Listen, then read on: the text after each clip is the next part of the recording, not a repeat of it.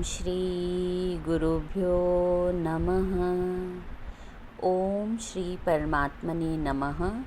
माण्डूक्योपनिषद।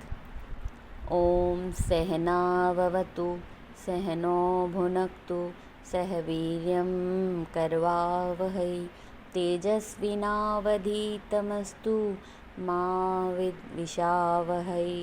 ओम शांति शांति शांति ही। गुरु के यहाँ अध्ययन करने वाले शिष्य अपने गुरु, सहपाठी तथा मानव मात्र का कल्याण चिंतन करते हुए देवताओं से प्रार्थना करते हैं कि हे देवगण, हम अपने कानों से शुभ कल्याणकारी वचन ही सुने, निंदा, चुगली, गाली या दूसरी पाप की बातें हमारे कानों में न पड़ें और हमारा जीवन यजन परायण हो। हम सदा भगवान की आराधना में ही लगे रहें और न केवल कानों से सुने, नेत्रों से भी हम सदा कल्याण का ही दर्शन करें। किसी अमंगलकारी अथवा पतन की ओर ले जाने वाले दृश्यों की ओर हमारी दृष्टि का आकर्षण कभी न हो। हमारे शरीर, हमारा एक एक अवयव सुदृढ़ एवं सुस्पष्ट हो, वह भी इसीलिए कि हम उनके द्वारा भगवान का स्तमन करते रहें। हमारी आयु भोग विलास या प्रमाद में ही न बीते। हमें ऐसी आयु मिले जो भगवान के कार्य में आ सके। देवता हमारी प्रत्येक इंद्रियों में व्याप्त रहकर उसका संरक्षण और संचालन करते हैं। उनके अनुकूल रहने से हमारी इंद्रियां सुगमतापूर्वक सन्मार्ग में लगी रह सकती हैं। अतः उनसे प्रार्थना करना उचित ही है। जिनका सुयश सब ओर फैला है वे देवराज इंद्र, सर्वज्ञ पूषा, अरिष्ट निवारक ताक्ष गरुड़ और बुद्धि के स्वामी बृहस्पति, ये सभी देवता भगवान की दिव्य विभूतियाँ हैं। ये सदा हमारे कल्याण का पोषण करें। इनकी कृपा से हमारे साथ प्राणी मात्र का कल्याण होता रहे। आध्यात्मिक, आधिदैविक और आदि भौतिक सब प्रकार के तापों की शांति हो। इस उपनिषद में परब्रह्म परमात्मा के समग्र रूप का तत्व समझाने के लिए उनके 4 पादों की कल्पना की गई है। नाम और नामी की एकता का प्रतिपादन करने के लिए प्रणव की अ, उ और म इन 3 मात्राओं के साथ मात्रा रहित उसके अव्यक्त रूप के साथ परब्रह्म परमात्मा के एक एक पाद की समता दिखलाई गई है। इस प्रकार इस मंत्र में परब्रह्म परमात्मा का नाम जो ओमकार है, उसको समग्र पुरुषोत्तम से अभिन्न मानकर यह कहा गया है कि ओम, यह अक्षर ही पूर्ण ब्रह्म अविनाशी परमात्मा है। यह प्रत्यक्ष दिखाई देने वाला जड़ चेतन का समुदाय रूप संपूर्ण जगत उन्हीं का उपाख्यान अर्थात उन्हीं की निकटतम महिमा का निदर्शक है। जो स्थूल और सूक्ष्म जगत पहले उत्पन्न होकर उनमें विलीन हो चुका है और जो इस समय वर्तमान है तथा जो उनसे उत्पन्न होने वाला है, वह सब का सब ओमकार ही है अर्थात परब्रह्म परमात्मा ही है।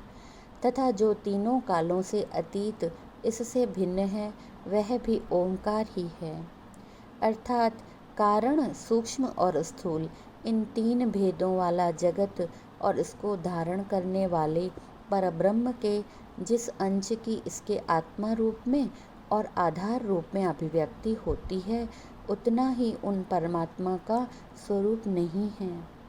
इससे अलग भी वे हैं। अतः उनका अभिव्यक्त अंश और उससे अतीत भी जो कुछ है, वह सब मिलकर ही परब्रह्म परमात्मा का समग्र रूप है। अभिप्राय यह है कि जो कोई परब्रह्म को केवल साकार मानते हैं या निराकार मानते हैं या सर्वथा निर्विशेष मानते हैं, उन्हें सर्वज्ञता, सर्व आधारता, सर्व कारणता, सर्वेश्वरता, आनंद, विज्ञान आदि कल्याणमय गुणों से संपन्न नहीं मानते, वे सब उन परब्रह्म के एक एक अंश को ही परमात्मा मानते हैं।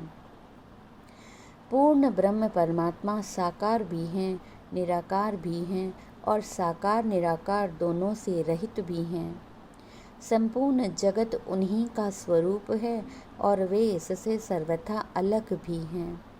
वे सर्वगुणों से रहित निर्विशेष भी हैं और सर्वगुण संपन्न भी। यह मानना ही उन्हें सर्वांग पूर्ण मानना है। सब कुछ ओंकार कैसे हैं? इस प्रश्न पर कहते हैं कि यह संपूर्ण जगत ब्रह्म से भिन्न कुछ नहीं है। सबका सब ब्रह्म है और ओंकार उनका नाम होने के कारण नामी से अभिन्न है, इसलिए सब कुछ ओंकार ही है।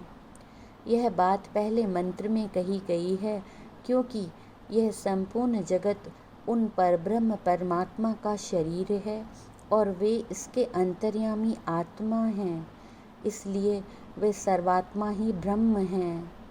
वे सर्वात्मा परब्रह्म आगे बताए हुए प्रकार से चार पाद वाले हैं।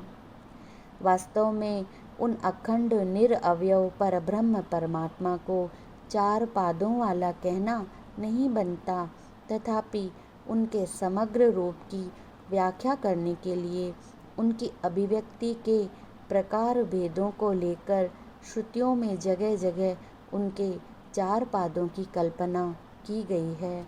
उसी दृष्टि से यहाँ भी श्रुति कहती है कि परब्रह्म परमात्मा के वे चार पाद कैसे और किस प्रकार हैं।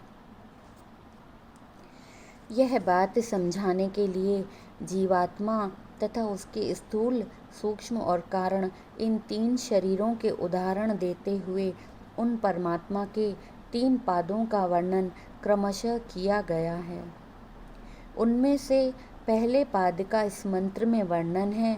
भाव यह है कि जिस प्रकार जागृत अवस्था में इस स्थूल शरीर का अभिमानी जीवात्मा सिर से लेकर पैर तक 7 अंगों से युक्त होकर स्थूल विषयों के उपभोग के द्वार रूप 10 इंद्रिय, 5 प्राण और 4 अंतःकरण, इस प्रकार इन 19 मुखों से विषयों का उपभोग करता है और उसका विज्ञान बाह्य जगत में फैला रहता है, उसी प्रकार 7 लोक रूप 7 अंगों और समष्टि इंद्रिय, प्राण और अंतःकरण, इस प्रकार 19 मुखों से युक्त इस स्थूल जगत रूप शरीर का आत्मा, जो संपूर्ण देवता, पितर, मनुष्य आदि समस्त प्राणियों का प्रेरक और स्वामी होने के कारण इस स्थूल जगत का ज्ञाता और भोक्ता है, जिसकी अभिव्यक्ति इस बाह्य स्थूल जगत में हो रही है, वह सर्वरूप वैश्वानर उन पूर्ण ब्रह्म परमात्मा का पहला पाद है। जो विश्व अर्थात बहुत कुछ भी हो और नर भी हो, उसे वैश्वानर कहते हैं। इस व्युत्पत्ति के अनुसार स्थूल जगत रूप शरीर वाले सर्वरूप परमेश्वर को यहाँ वैश्वानर कहा गया है। ब्रह्मसूत्र अध्याय 1 पाद 2 और सूत्र 24 में यह स्पष्ट कर दिया गया है। आत्मा और ब्रह्म इन दोनों का वाचक जहाँ वैश्वानर पद आए, वहाँ वह जीवात्मा का या अग्नि का नाम नहीं है, वह परब्रह्म परमेश्वर का ही वाचक है, यूँ समझना चाहिए। वैश्वानर विद्या में भी इसी प्रकार परमात्मा को वैश्वानर बताया गया है। अतः यहाँ जागृत स्थान इस पद के बल पर जागृत अवस्था के अभिमानी जीवात्मा को ब्रह्म का पहला पाद या वैश्वानर मानना ठीक नहीं मालूम होता, क्योंकि 3 अवस्थाओं के दृष्टांत से ब्रह्म के 3 पादों का वर्णन करने के पश्चात 6ठे मंत्र में यह स्पष्ट कर दिया गया है कि जिनको इन तीनों अवस्थाओं में स्थित बताया गया है, वे सर्वेश्वर, सर्वज्ञ, अंतर्यामी, संपूर्ण जगत के कारण और समस्त प्राणियों की उत्पत्ति और प्रलय के स्थान हैं। लक्षण जीवात्मा में नहीं घट सकते, इसलिए भी यहाँ सर्वात्मा वैश्वानर परमेश्वर को ही परब्रह्म का एक पाद कहा गया है। यही मानना युक्तिसंगत मालूम होता है। शेष अगले भाग में। ओम श्री गुरुभ्यो नमः।